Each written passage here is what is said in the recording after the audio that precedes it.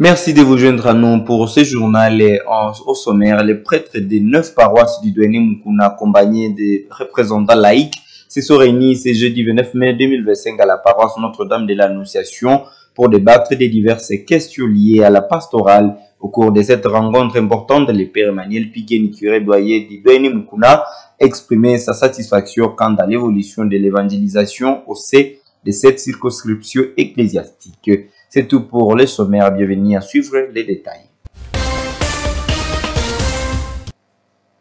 Les prêtres de 9 paroisses du Douainé Moukouna, accompagnés de représentants laïcs, se sont réunis ce jeudi 29 mai 2025 à la paroisse Notre-Dame de l'Annonciation pour débattre de diverses questions liées à la pastorale. Au cours de cette rencontre importante, le père Emmanuel Pigueni, curé doyen du Douainé Moukouna, exprimer sa satisfaction quant à l'évolution de l'évangélisation de cette circonscription ecclésiastique et suivait ce reportage de mon Mpenzi Manzekeli. Le conseil du Douainé Moukouna a tenu sa réunion ce jeudi 29 mai dans la salle de réunion de la paroisse Notre-Dame de l'Annonciation de Voutaïra. Les participants, essentiellement de prêtres et certains laïcs, sont venus de 9 paroisses qui constituent les Douainés. Ils ont participé à cette assise régulière qui se tient tous les 2 mois. Le curé doyen, le révérend père Emmanuel Pigueni, se dit satisfait de la pastorale qui évolue bien, et c'est malgré certaines épreuves difficiles. Toutefois, Emmanuel Pigueni, curé de la paroisse Notre-Dame du Mont-Carmel de Moukouna, encourage les chrétiens à la persévérance. Il insiste sur l'importance de soutenir la grande mission de l'évangélisation à dépit de la situation sécuritaire difficile qui traverse les chrétiens de la région. Après avoir écouté différents rapports de nos paroisses,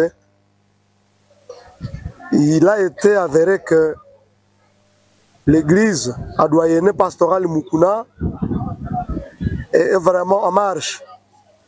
Et c'est une église qui manifeste la foi active, la foi vivante. La preuve en est que dans nos différentes paroisses, sans exception, la pastorale va mieux. Le prochain conseil du Douainé Moukouna se tiendra dans le 2 mois, c'est-à-dire fin juillet, dans une autre paroisse du Douainé.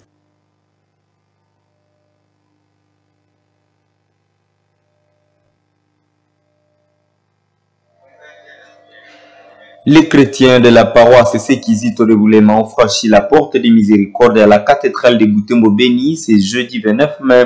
L'activité du jour s'inscrit dans la prélude de la célébration de la fête patronale du 3 juin et du 35e anniversaire d'existence de cette paroisse. Reportage Gérard Mourefou. Ils étaient une multitude de chrétiens de la paroisse Sekizito de Bouléma venus à la cathédrale de Butembo Béni ce jeudi 29 mai. Ceux-ci entrent à l'église par la porte sainte de la miséricorde. Ils entrent 2 à 2 dans l'église pour se prosterner devant la Sainte Croix. Cette étape très cruciale marque le début de la célébration eucharistique.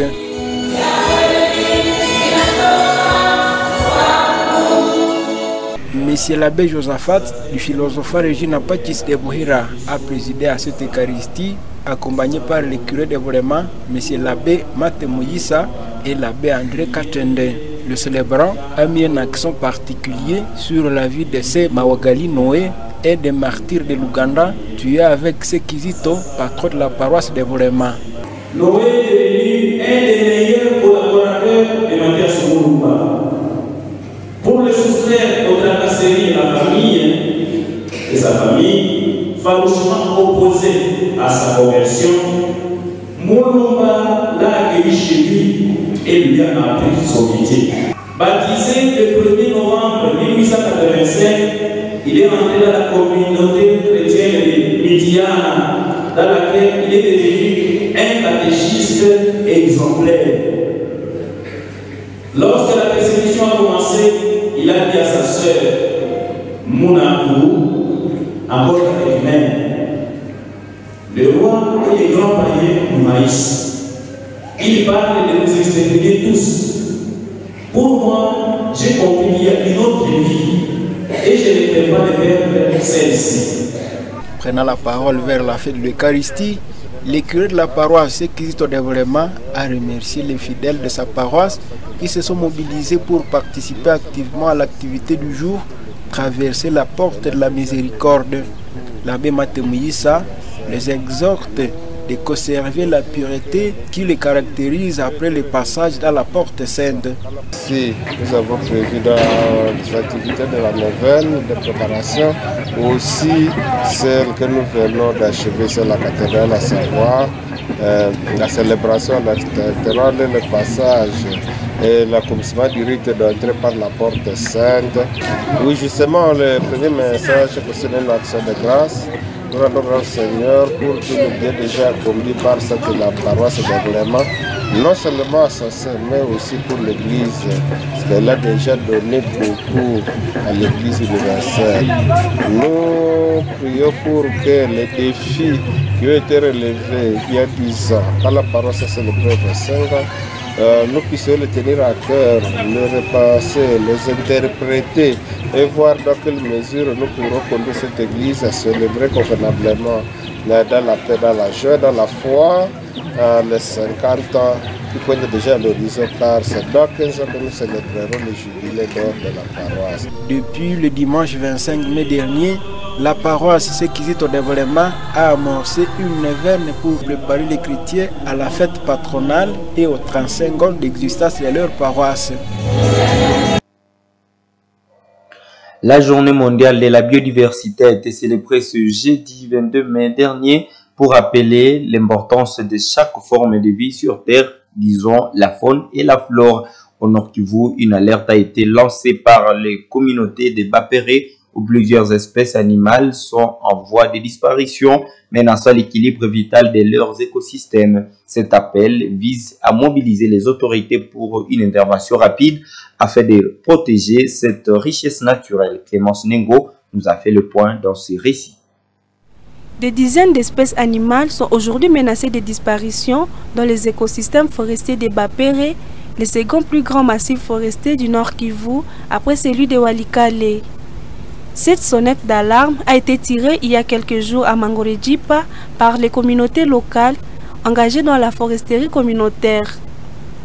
C'était lors d'une table ronde organisée par l'organisation PREPIG en marge de la Journée mondiale de l'espèce menacée d'extinction, célébrée le 11 mai. Au cours de cette rencontre, les communautés locales ont dressé une liste alarmante d'espèces fauniques autrefois abondantes dans leurs forêts. Parmi ces espèces menacées, l'on trouve notamment des primates essentiels à l'équilibre de ces écosystèmes. On venait d'énumérer plus de 60 à 70 espèces menacées, parmi lesquelles il y a les éléphants qui sont en voie de disparition, il y a les chimpanzés, il y a par exemple quelques types d'antilopes menacées. Donc ces genres-là d'espèces n'existent plus dans notre CFC de Babassou, et notamment dans la forêt là-bas. Selon le chef du groupement Babika, l'un des sous-groupements de Bapéré, plusieurs facteurs expliquent cette situation préoccupante. La démographie galopante dans la région est une cause majeure qui entraîne l'ouverture de forêts et, par conséquent, la destruction des habitats naturels des animaux. À cela s'ajoute notamment la déforestation massive, la chasse et la pêche non réglementée.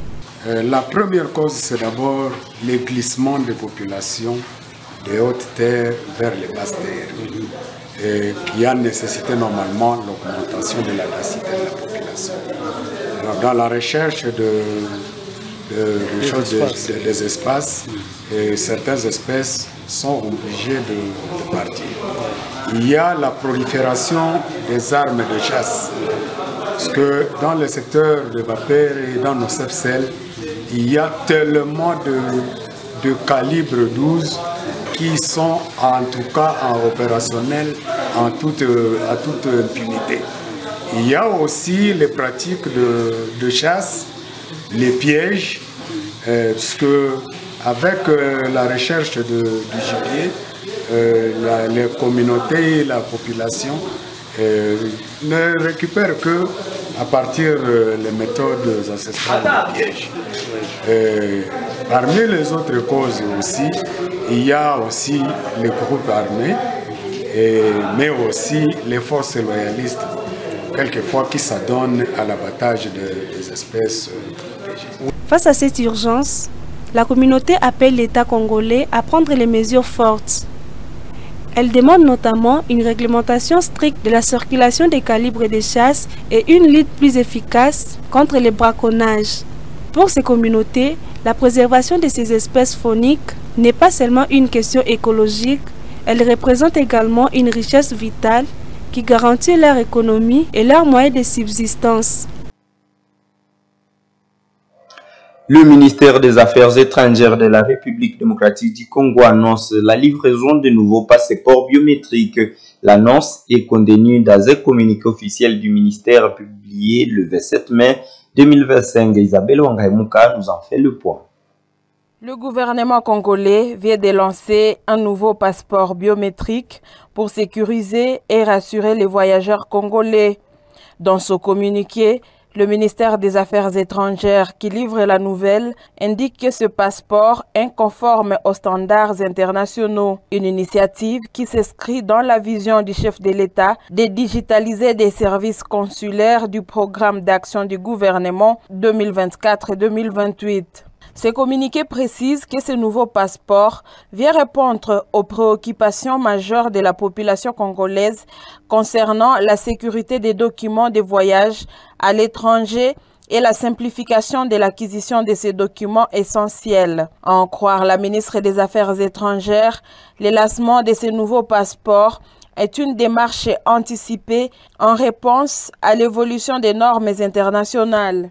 Le nouveau passeport répond aux exigences de la norme 39-794 de l'Organisation de l'aviation civile internationale, OACI, l'organisme des Nations Unies ayant pour rôle d'élaborer les politiques et les normes qui permettent la standardisation du transport aéronautique international, garantissant ainsi la libre circulation des citoyens, tout à leur offrant une sécurité maximale pour leurs données personnelles, indique la ministre Thérèse Kaikwamba Wagner.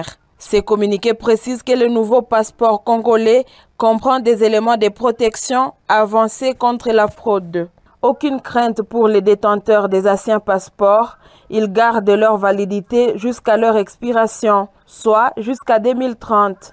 Ils sont autant valables que les nouveaux. Le ministère informe également de l'arrêt de la mise en vente des formulaires pour l'obtention du passeport en cours d'usage depuis le 27 mai dernier. Par ailleurs, tous les requérants dont la demande est en cours vont bénéficier du nouveau passeport biométrique. Un soulagement pour les voyageurs. Le processus d'obtention du nouveau passeport est direct et simplifié. Il se fera en ligne sur les sites officiels du ministère des Affaires étrangères www.passeport.gouv.cd à partir du 5 juin 2025. Le communiqué renseigne que les centres de capture seront multipliés dans la capitale et d'autres seront implantés progressivement dans les chefs-lieux de la province. Pour se procurer ce passeport, il faut avoir 75 $ américains.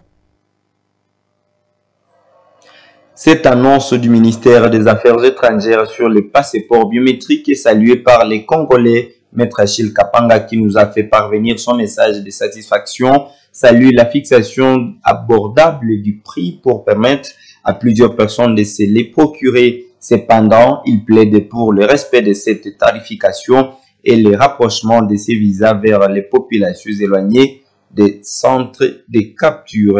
Maître Achille Kapanga dans ses propos. Nous sommes en train d'encourager le gouvernement par rapport à la solution qu'on veut trouver à la question des passeports. Il s'est fait un moment, quelqu'un a déjà payé, il a les coupons, 3 mois, 6 mois sans avoir les passeports. Il y a même des gens qui étaient malades, qui voulaient aller se faire soigner à l'étranger, mais sont morts. Pourquoi? Puisqu'ils n'ont pas eu accès à leur passeport. Comme la solution est là, nous disons c'est une bonne chose. Mais cette fois-ci, nous encourageons le gouvernement à faire mieux pour que ça soit accessible. Parce que quelqu'un parcourt plus de 2000 km pour avoir le passeport, 3000 km pour avoir le passeport. Je pense qu'il faut que le gouvernement se dise quelque chose de vrai. Parce que nous n'avons pas de carte de lecteur lisible. Nous ayons ne plus que le passeport, puisqu'on n'a pas de carte d'identité. Donc j'encourage le gouvernement dans cette démarche-là. Et comme le prix va être revu à 75 $, que ce ne soit pas théorique. Parce que des fois, Vous arrivez au bureau, vous dites non, nous on ne connaît pas cette affaire de 75 $. Je pense que c'est l'occasion pour le gouvernement de mettre un peu de bouchées doubles pour que les gens qui veulent encore manigasser n'en trouvent pas l'occasion. Quelqu'un paye les 75 $ comme prévu, il a son passeport. Mais des fois, vous payez les 75 $ là, on vous dit que non, il faut encore augmenter autant. Ce sont les frais là qu'on augmente, qu'il faut que des fois, on n'ait pas de solution à nos problèmes. J'interpelle les agents de l'État de permettre à ce que cette fois-ci, cette occasion qu'on offre à la population, d'avoir les passeports, que ce soit comme tel. Et que ce soit accessible, qu'on ait des centres par-ci, par-là, et bien suivis. Le prix de Butembo, de Beni, je ne sais pas, de Bunia, qu'il soit uniforme avec le prix de Kinshasa. Mais pas deux prix différents pour un même article dans un même pays. Ça ne vaut pas la peine. En tout cas, merci beaucoup. L'ancien président congolais Joseph Kabila Kabange a entamé ce jeudi ses consultations à Goma, présent dans les capitales, ou alors dans la capitale du Nord Kivu. Il a reçu des représentants des chefs religieux dans les cadres de ces rencontres, selon les proches. L'échange a pris la forme d'une séance de questions-réponses qualifiées de cordiales, sans discours formel et en présence d'une dizaine de personnes, récit par Luciana Moussiviro. Selon Actualité.cd, Joseph Kabila a ouvert ce jeudi 29 mai une série de rencontres appelées consultations citoyennes. Il a échangé avec des responsables de plusieurs confessions religieuses de Goma et du Nord Kivu, loin du formalisme habituel. Le participant aurait discuté des préoccupations majeures liées à la paix, à l'unité nationale et à la situation sécuritaire de la région. Sans entrer dans les détails politiques, ni nommer des personnalités ou des groupes armés, l'ancien président a pris note des messages portés par les chefs religieux. Ces derniers l'ont exhorté à user de son influence, de son expérience et de sa sagesse pour contribuer au retour de la paix dans l'est du pays. Tous ont insisté sur l'importance de la réunification du territoire national, tout en rappelant les souvenirs douloureux des années de guerre. Parmi les structures représentées figureraient les CC, la communauté islamique au Congo, l'église kimbanguiste, l'armée du Sali, des églises de réveil et d'autres plateformes religieuses actives dans la région. Même si certains responsables comme l'évêque catholique de Goma étaient absents, leur avis aurait été sollicité dans des échanges antérieurs.